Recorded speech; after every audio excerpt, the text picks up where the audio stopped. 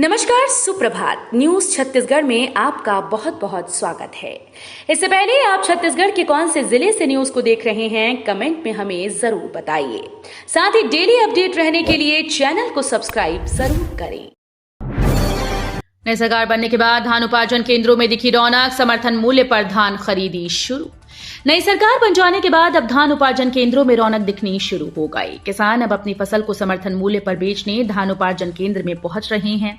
किसानों के समर्थन मूल्य पर धान बेचने पहुंचता देख अब अधिकारी भी जिले के सभी धान उपार्जन केंद्रों में व्यवस्थाओं का जायजा लेने पहुंच रहे हैं। इस कड़ी में बतौली के धान खरीदी केंद्र में भू अधीक्षक पुष्पा नेताम ने धान उपार्जन केंद्र मंगारी और बतौली धान उपार्जन केंद्र में जाकर किसानों से चर्चा की। विशेष ट्रेन से रामलला के दर्शन करने अयोध्या जाएंगे छत्तीसगढ़ से 5,000 श्रद्धालु। अयोध्या में 22 जनवरी को राम मंदिर के लोकार्पण के बाद रामलला के दर्शन करने का सिलसिला शुरू होगा। छत्तीसगढ़ से 5,000 लोग 5 फरवरी को रामलला के दर्शन करने के लिए स्पेशल ट्रेन से 4 फरवरी को रवाना होंगे। इन श्रद्धालुओं के साथ राष्ट्रीय स्वयंसेवक संघ, विश्व हिंदू परिषद, बजरंग दल, भाजपा के कार्यकर्ताओं के साथ ही कई सामाजिक संगठनों के पदाधिकारी भी अयोध्या जाएंगे। लोकसभा चुनाव के पहले विकसित भारत यात्रा से गांव शहरों तक पहुंचेगी सरकार। केंद्र सरकार की जनहितैषी योजनाओं को हितग्राहियों तक सीधे पहुंचाने के लिए 16 दिसंबर से विकसित भारत संकल्प यात्रा की शुरुआत हो रही है, जो कि 26 जनवरी तक चलेगी।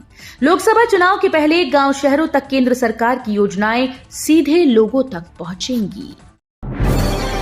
छत्तीसगढ़ में मौसम विभाग का अलर्ट, 25 दिसंबर से और बढ़ेगी ठंड, जनवरी से शीतलहर। छत्तीसगढ़ में 25 दिसंबर से ठिठुरन थोड़ी और बढ़ने वाली है। जनवरी पहले सप्ताह में शीतलहर चलने के आसार हैं। मौसम विभाग का कहना है कि पश्चिमी विक्षोभ के प्रभाव से अब नमी में बढ़ोतरी होगी। इसके चलते आने वाले 2 दिनों तक न्यूनतम तापमान में बढ़ोतरी होगी। इससे ठंड थोड़ी कमतर होगी। हालांकि 19 दिसंबर से न्यूनतम तापमान में गिरावट शुरू हो जाएगी। हितग्राही अब घर पर ही अपना आयुष्मान कार्ड स्वयं निःशुल्क बना सकेंगे।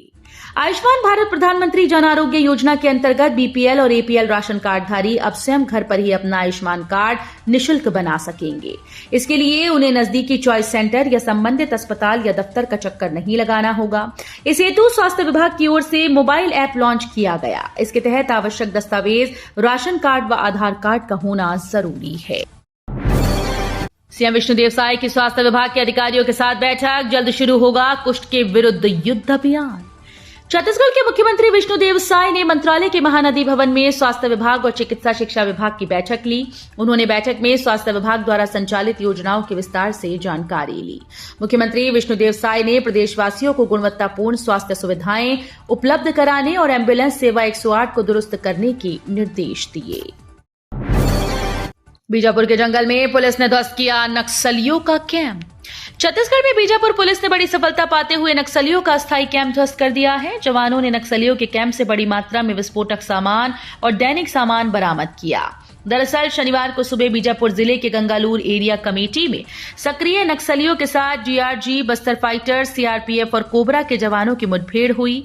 ये मुठभेड़ करीब 1 घंटे तक चली। इसके बाद नक्सली मौके से भाग खड़े हुए। देश के सबसे लंबे समुद्री पुल के निर्माण में बीएसपी का लोहा, 15,900 टन स्टील की हुई आपूर्ति। सेल भिलाई इस्पात संयंत्र ने देश के सबसे लंबे निर्माणाधीन समुद्री पुल मुंबई ट्रांस हार्बर लिंक के लिए लगभग 15,900 टन स्टील की आपूर्ति की। यह समुद्री पुल भारत में अभियांत्रिकी की अभिनव और अनूठी कृति है। 21.8 किलोमीटर लंबा 6 लेन ब्रिज का 16.5 किलोमीटर भाग समुद्र के ऊपर और 5.5 किलोमीटर भाग जमीन पर है। इस ब्रिज के माध्यम से मुंबई से नवी मुंबई की दूरी को 20 मिनट में पूरा किया जा सकेगा। छत्तीसगढ़ में वंदे भारत ट्रेन के स्टॉपेज बढ़ाने की मांग।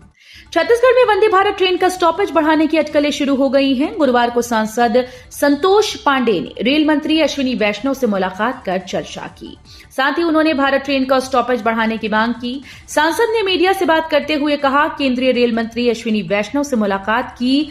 भगत की कोठी बिलासपुर से नागपुर तक संचालित वंदे भारत ट्रेन का डोंगरगढ़ और पुरी गांधीधाम तथा पुरी अजमेर ट्रेन के राजनांदगांव स्टेशन पर स्टॉपेज बढ़ाने की मांग की।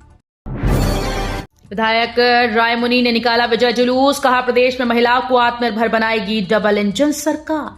भाजपा के नवनिर्वाचित विधायक रायमुनि भगत का कहना है कि कांग्रेस सरकार की गोठान योजना भ्रष्टाचार का बहुत बड़ा अड्डा बनकर रह गई थी।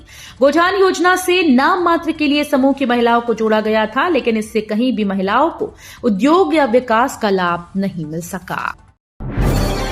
बस्तर में अधूरे पड़े हैं 8,000 से ज्यादा पीएम आवास। बीजेपी सरकार बनने के बाद लोगों को नए घर की आस। प्रदेश में नई सरकार बनते ही सबसे पहले कैबिनेट की बैठक में मुख्यमंत्री विष्णुदेव साय ने प्रधानमंत्री आवास योजना के तहत प्रदेश में 18 लाख पीएम आवास को जल्द से जल्द पूरा करने के निर्देश दिए। इसको लेकर छत्तीसगढ़ के बस्तर संभाग के हितग्राहियों में काफी खुशी है। नारायणपुर में अन्नदाता ने चुनी आत्महत्या की राह, पूर्व सीएम बघेल ने सरकार को घेरा। छत्तीसगढ़ के बस्तर संभाग के नारायणपुर में अन्नदाता ने सरकारी कर्ज वसूली का नोटिस मिलने के बाद आत्महत्या कर डाली। मृतक ने 9 एकड़ खेत में धान की फसल उगाई थी। फसल खराब होने के कारण उत्पादन कम हुआ। उसके बेटे का विवाह भी तय हो गया था। दोहरे दबाव में उसने कीटनाशक पीकर आत्महत्या कर ली। दरअसल ये मामला नारायणपुर के कुकड़ाझोर गांव का है। लोकसभा चुनाव से पहले संगठन में बड़े बदलाव करेगी बीजेपी। छत्तीसगढ़ विधानसभा चुनाव में सफलता के बाद बीजेपी अपने संगठन में बड़ा बदलाव कर सकती है। बीजेपी प्रदेश अध्यक्ष अरुण साव का राज्य का उप मुख्यमंत्री बनाया गया है। इसके बाद से अटकलें लगनी शुरू हो गई कि बीजेपी जल्द ही अपने संगठन में बदलाव कर सकती है। 2024 में लोकसभा के चुनाव होने हैं। लोकसभा चुनाव को देखते हुए बीजेपी प्रदेश अध्यक्ष को बदल सकती है।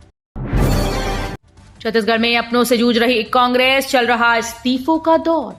छत्तीसगढ़ कांग्रेस को एक और झटका लगा। विधानसभा चुनाव में करारी हार के बाद पार्टी उबर नहीं पा रही। पार्टी के कई नेता इस्तीफा दे रहे हैं, तो दूसरी ओर पार्टी अपने पूर्व विधायकों को बाहर का रास्ता दिखा रही है। हाल ही में 2 पूर्व विधायकों को पार्टी ने 6 साल के लिए निष्कासित किया, तो एक पूर्व मंत्री को कारण बताओ नोटिस जारी कर दिया। शनिवार को पाली तानाखार के पूर्वी कांग्रेस विधायक मोहित राम किरकिट्टा ने कांग्रेस से इस्तीफा दे दिया है। आईईडी ब्लास्ट करने वाले 4 नक्सलियों को पुलिस ने किया गिरफ्तार। छत्तीसगढ़ के कांकेर पुलिस ने और बीएसएफ के जवानों ने प्रेशर आईईडी प्लांट कर बीएसएफ के प्रधान आरक्षक अखिलेश राय की जान लेने वाले 4 नक्सलियों को गिरफ्तार कर लिया है। चारों ही नक्सलियों की गिरफ्तारी परतापुर थाना क्षेत्र के सड़क टोला इलाके से हुई है। गिरफ्तार चारों ही नक्सली माओवादी संगठन में जनमिलिशिया सदस्य थे और काफी लंबे समय से इलाके में सक्रिय थे। पीआरएसयू पूरक परीक्षाओं का परिणाम जारी। बीए प्रथम वर्ष में 55 और बीसीए प्रथम वर्ष में 65% छात्र उत्तीर्ण। पंडित रविशंकर शुक्ल विश्वविद्यालय की ओर से बीए बीएससी पूरक परीक्षाओं के नतीजे जारी कर दिए गए। जारी नतीजों के अनुसार बीए क्लासिक प्रथम वर्ष में एक भी छात्र उत्तीर्ण नहीं हुआ। पूरक परीक्षा में 5 छात्र शामिल हुए, जिसमें 4 पूरक और अनुत्तीर्ण रहा। बीए क्लासिक द्वितीय वर्ष में भी 5 छात्रों ने पूरक परीक्षा दी थी, जिसमें 3 छात्र उत्तीर्ण और 2 छात्रों को पूरक की पात्रता मिली। छत्तीसगढ़ में सरकार बदलते ही सीएम की गाड़ी से हटा BB 0023 का नंबर प्लेट। सरकार बदलते ही मुख्यमंत्री के काफिले से BB 0023 का नंबर प्लेट हटा दिया गया। ये नंबर प्लेट पूर्व मुख्यमंत्री भूपेश बघेल के काफिले में शामिल था। सूत्रों के मुताबिक BB का मतलब भूपेश बघेल व 0023 का मतलब भूपेश बघेल के जन्मदिन यानी 23 अंक को लेकर लिया गया था। सरकार बदलते ही अब मुख्यमंत्री सचिवालय ने दिशा निर्देशों के बाद नई गाड़ियों में नंबर प्लेट बदलवा दिया है। छत्तीसगढ़ शीतकालीन सत्र की आ गई तारीख, लेकिन कब बनेगा सीएम साय का नया मंत्रिमंडल।